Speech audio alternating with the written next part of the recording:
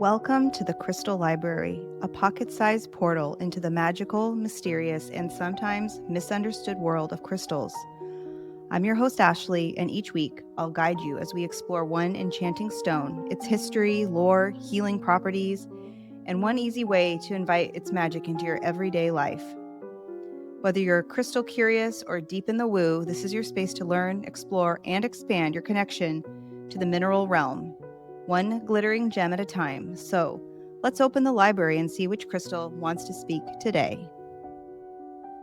Hello, and welcome back to the Crystal Library. I'm Ashley, and I am coming in hot. Okay, I just got home from work. I'm still in my scrubs, you guys. I wore pink today, which is just not my typical color palette. But I have to say, hot pink, I feel like it's my color. Especially now that I have dark hair. But aside from that, yes, just coming in hot. I'm very excited about the episode that I'm going to share with you today about the stone hematite. I learned so much about this particular stone that I did not know. And I don't want to say I'm embarrassed because embarrassed is not the right word, but I just feel like hematite is a stone that is relatively common. And I felt like, wow, why didn't I know any of this? But, we only know what we know. And I feel that way probably about most stones. So, yeah, but I am still just riding the high of my new website. If you haven't checked it out, bigcrystalenergy.com, you have to go check out my website. It is a masterpiece. My web witch designer, Emma from Hex Codes and Woo, just shot it out of the park. I mean, seriously, it is so cute. It is so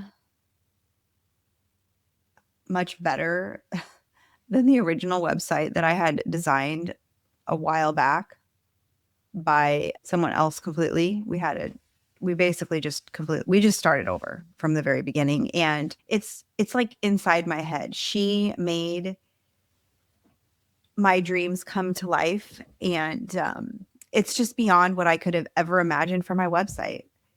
It's so perfect. So if you get on there, you have to notice the small details, like the little icon in the upper right corner is 3 pieces of selenite, and there's little spinning teeth, and there's all these moving parts, and it's just the small details are what really make it.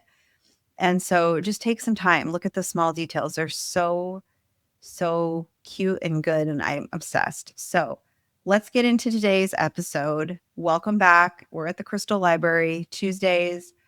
Just a little announcement. I'm making this announcement way in advance, but I think next year for the 4th season of Big Crystal Energy, I don't think I'm going to do weekly Crystal Library episodes. I think I'm going to do every other week Crystal Library episodes, and then on the Tuesdays in between, I'm going to have a feature of something different. Like I'm still working that out, but I think there will be 2 crystal features a month and then other episodes, just because these episodes, even though they're shorter episodes, they take a lot of time to put together. And as a busy mother and trying to juggle so many things, like it's so enjoyable for me to put these episodes together. I really love it. But they end up taking up so much time, and I'm kind of struggling. I'm kind of struggling. Like it's really hard to keep juggling everything. And that's just the reality of my life right now, especially now. My oldest is in 4th grade, and this year, we're going to have, sorry, I got to put my phone on pause, but we're probably going to be having, more homework, and my evenings are going to be tied up a little bit more. And I just need to be realistic with my time. I always think I can do everything. I was telling my friends today, I'm like, I wish I was just someone that sometimes I wish I was just someone that was unmotivated and lazy. But that's just not me. I've always been an achiever. I have a very hard time settling down. I know some of my ancestral wounds are related to productivity and busyness, and I really, really want a I want to change those patterns. I want to change those ancestral wounds. I was working on that over the weekend, like this need to constantly be doing something, this inability to just chill out, this inability to relax. It's just so hardwired in me to always be doing something. And I don't think that that's actually good for me at all. I need to learn how to relax. I need to learn how to have downtime.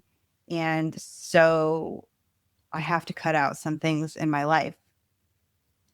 And so probably 2 Crystal Library episodes a month are going to have to go because it's just too time consuming.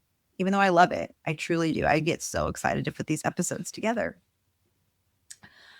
All right, but with all that rambling aside, let's get into the episode. Oop.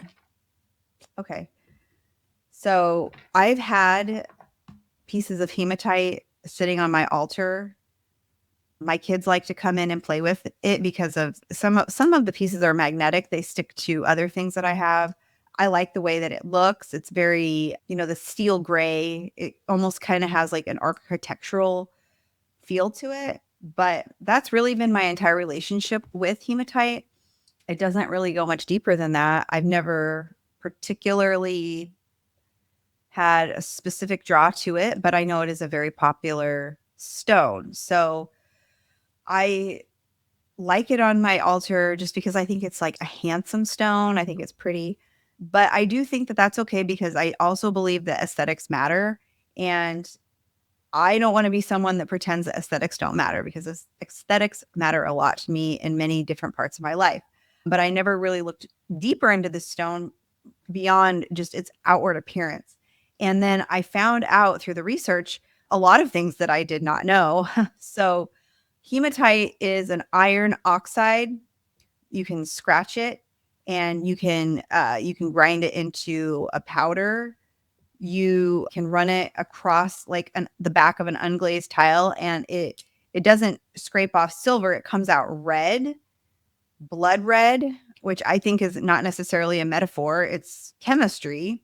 The name itself comes from the Greek word for blood, hema, because ancient people ground this stone into red pigment and used it exactly that way for tens of thousands of years, long before anyone ever considered it like a crystal.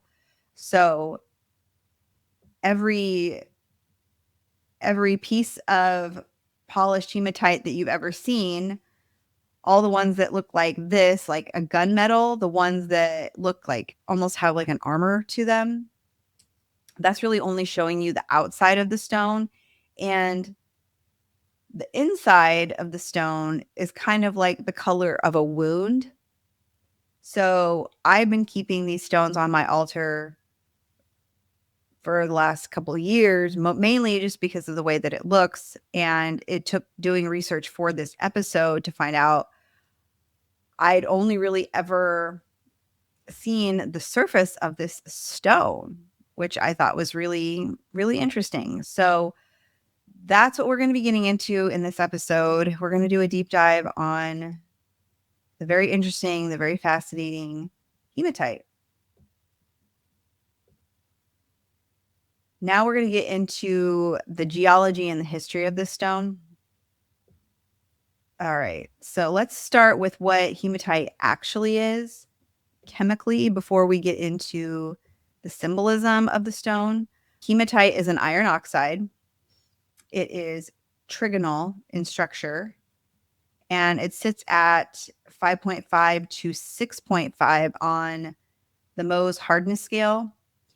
And it forms in 2 different ways, igneous or sedimentary, depending on where it's found. So it's found almost everywhere. Why? It's a very popular stone because it's found pretty much everywhere in the world.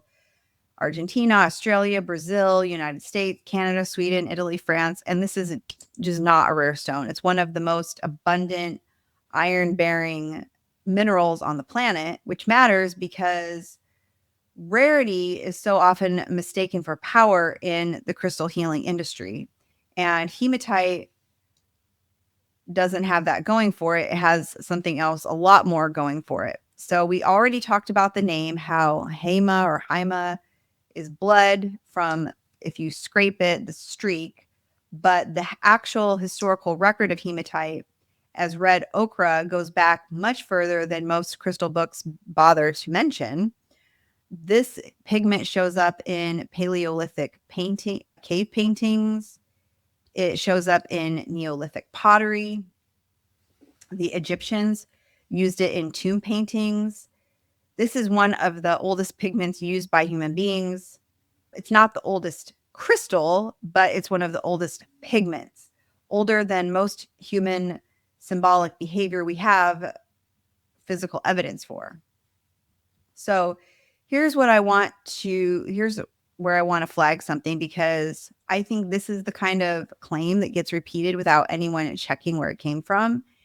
And you'll see it stated in a lot of crystal books that red ochre was used in Neolithic burials around 5000 BCE to represent rebirth, tied to a great mother goddess figure, with corpses placed in a fetal position and dusted with the powder. This comes from the work of archaeologist Maria Gimbutas, and it's really a very influential idea. It's also contested from what I could see when I was researching this episode. Gimbusta's great goddess framework has real critics within archaeology. Some think she overread a unifying mother goddess narrative onto burial evidence that doesn't necessarily support one single interpretation. So I'm not going to hand you this as a settled fact. I'm handing it to you as one researcher's interpretation of a real archaeological pattern, because the pattern itself, the red ochre associated with burial and mortality across multiple ancient cultures, is documented. What that pattern means is where the debate lives. What we do know without dispute, in Babylon, hematite was carved into cylinder seals. In prehistoric North America, it was shaped into pendants and axes and used for ceremonial and war paint. Rome used it as a legal talisman, and this lineage never actually stopped. Red ochre is still used today as a component in jeweler's rouge, the polishing compound used on metal. You've probably touched the descendant of a Paleolithic pigment without knowing it. It's very possible. One more detail worth noting is that when hematite crystals grow flat and intergrown, they're called iron roses. Even the mineral's own terminology cannot resist the blood imagery, which I think is a lot of fun. Now we're going to get into the mythology and some of the cross-cultural threads that we see within this research. So we just talked about what hematite is underneath. Now I want to talk about what people have asked it to do on the outside. And there's a pattern here that's easy to miss until you line it all up, which is what I love doing when I'm doing the research for these episodes. Hematite gets called the lawyer's stone.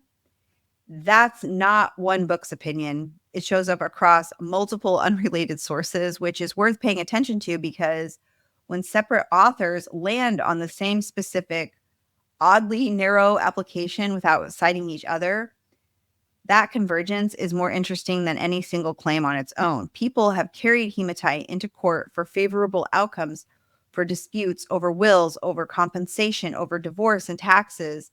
Rome used it the same way, as a talisman worn specifically for legal proceedings. That's over 2,000 years of separate cultures reaching for the same stone in the same kind of room. The room where someone is trying to protect what's theirs. It shows up again in scrying, using hematite's reflective, polished surface to look for the future or to see spirit guides. And again, in the idea that hematite can take hostility directed at you and send it back to where it came from. And again, in dream work, tucking a piece into a sachet by the bed, trusted to keep disturbances at bay while you sleep.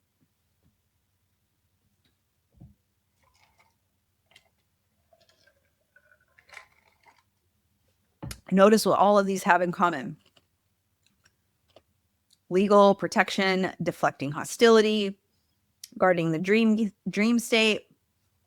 Every one of these uses is a shield. Hematite's reputation across cultures that never spoke to each other is overwhelmingly about protection, about standing between you and something that wants to get in, which makes sense, doesn't it? Look at the stone. It's polished, it's metallic, it mirrors your face back at you. Of course, people reached for it as armor because it looks like armor. Oop, that's loud. So here's where this leaves us, okay? Here's where all of this that I mentioned before, let's put it all together. Hematite looks like armor, and it's been used like armor by cultures with no contact with each other for thousands of years. Legal protection, deflecting hostility, guarding your dreams. Every one of those uses treats hematite as something you put between yourself and the world. But that's not what the stone actually is. That's what the surface does. And we want to look beyond just the surface, right? Underneath the polish, underneath the gunmetal sheen, hematite is the color of an open wound. That's not a metaphor I'm layering on top of the mineral. That's the streak test, the chemistry, the reason the ancient Greeks named it after blood in the first place. The shield and the wound are the same object. They always have been.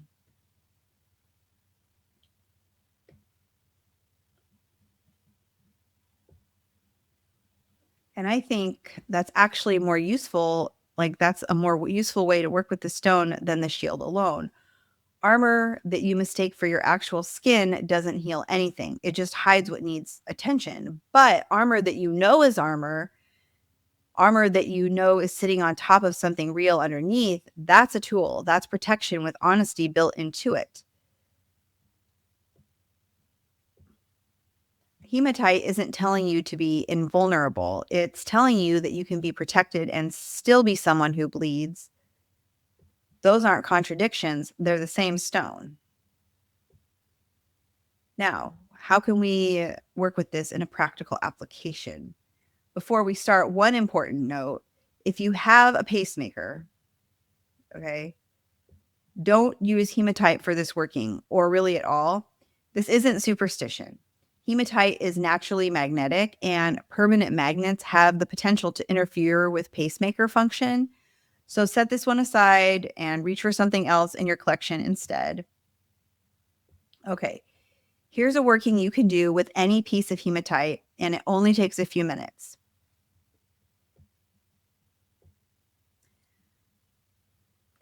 There's 3 sections to this. So the first movement is witness the wound.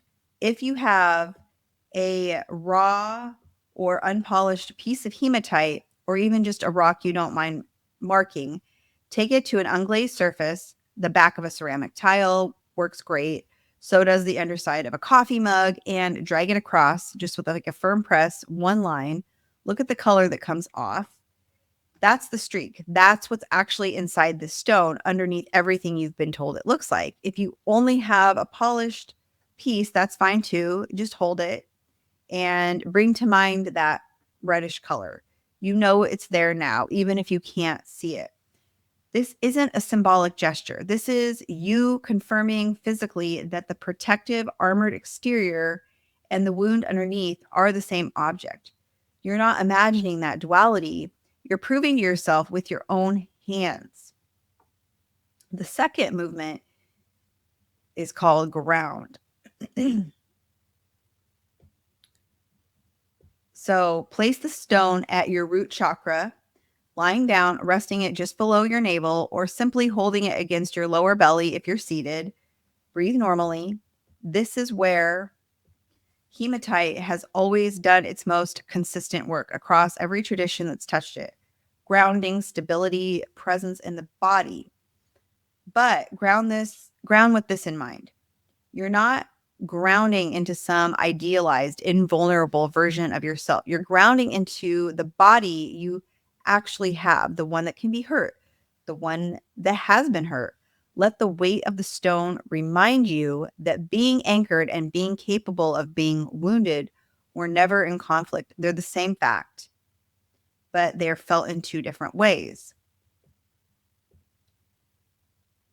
The third movement is reflection. Hold the polished side of the stone up, close enough to catch a blurred reflection of your own face in the metallic surface.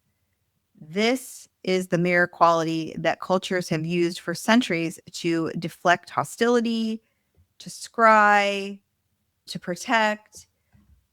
Let it do that job. But this time, look into it on purpose. You're allowed to have a shield. You're allowed to reflect what doesn't belong to you back where it came from. That's not dishonesty. That's not avoidance. It's just not the whole story. Somewhere behind that reflection is the same red that came off in the streak test. Both are true. Both are yours. So whenever you're ready, no specific words are required. Just notice which of the three movements you didn't want to do. That one is probably the one you needed the most. Okay. I want to close this episode with a tarot pairing because I think it says everything we've been circling this whole time, just in a different way. So in a different language. So in the Crystal Keys Tarot by Dina Rosenberg with artwork by Amalia Drews, Hematite is paired with the 10 of Swords. Okay, let me pull the 10 of Swords up here. It's just, excuse me. It's just such a beautiful card. Hold on, I need some water. If you don't know this card, the imagery is stark. There are 10 swords. In the traditional tarot, they're driven into someone's back. And on its own, it's one of the most brutal cards in the deck. Dina Rosenberg describes it as stick a fork in me, I'm done. Energy, just total exhaustion, mind, body, and spirit after something has fully run its course. In the booklet that comes along with the Crystal Keys Tarot, Dina, she doesn't stop there. Her real argument is that this card isn't actually about the wound itself. It's about what comes right after, the moment the cycle is finally over. She points out that facing a hard truth is its own kind of courage, one a lot of people spend years avoiding by choosing to live inside a comfortable lie instead. The swords in her reading aren't punishment. They're proof that you stop lying to yourself and let the truth land. And this is exactly where hematite comes in. She frames the stone as something that grounds that pain without letting you set up permanent residence in it. It takes the betrayal, the loss, the defeat, and helps you integrate it rather than carry it forward as an open wound you keep returning to. So look at what the image actually is, though. 10 swords embedded in a back. Well, in this case, on her card, embedded in the palm of a hand. They're fully visible. They're impossible to ignore. And that's not so different from a polished piece of hematite sitting in your hand, a hard, metallic, undeniable surface sitting directly on top of something that bled to get there. The card and the stone are telling you the same thing from two different directions. The wound is real. It happened. And you are allowed to be armored around it without pretending it never occurred. That's not avoidance. That's what moving forward actually looks like. So let's just say, with all of that, hematite has big crystal energy because the strongest shields are the ones that admit what they're protecting. Now, I just received a beautiful gift over the weekend from my website designer, and she sent me the stone deck, this crystal stone deck. 78 crystals to energize your life. And I just opened it up before we started. I wanted to see if there was a hematite card in there.